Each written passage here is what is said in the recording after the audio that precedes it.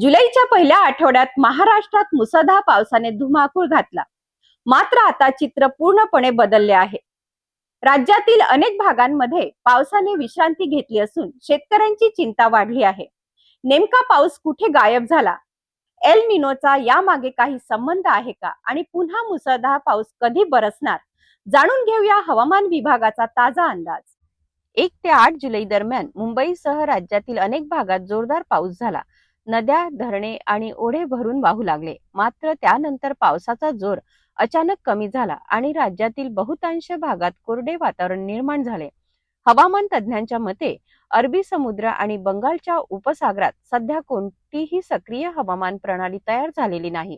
त्यामुळे महाराष्ट्रात मुसळधार पावसासाठी पोषक परिस्थिती निर्माण झाली नाही. दरम्यान चीन परिसरातील बिवा चक्रीवादळाचा भारतावर कोणताही थेट परिणाम होणार नसल्याचेही स्पष्ट करण्यात आले आहे. हवामान विभागाच्या अंदाजानुसार 14 जुलै रोजी उत्तर महाराष्ट्रातील काही भागांमध्ये हलक्या सरीची शक्यता आहे. 15 जुलैला गडचिरोली आणि चंद्रपूर जिल्ह्यासाठी मुसळधार पावसाचा येलो अलर्ट जारी करण्यात आला आहे.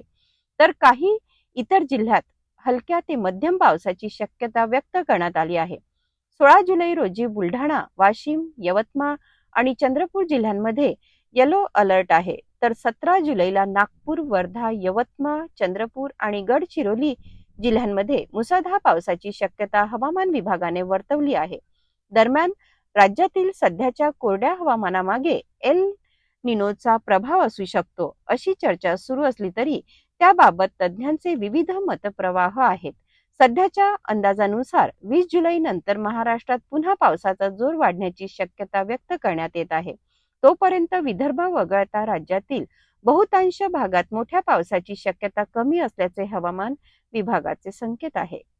सध्या पावसाने घेतलेल्या विश्रांतीमुळे शेतकरी आणि सर्वसामान्य नागरिकांचे लक्ष आता 20 जुलै नंतरच्या हवामानावर लागले आहे.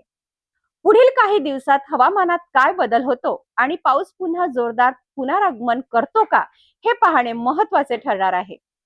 तुमच्या भागात सध्या पावसाची काय परिस्थिती आहे आम्हाला कमेंट करून नक्की सांगा.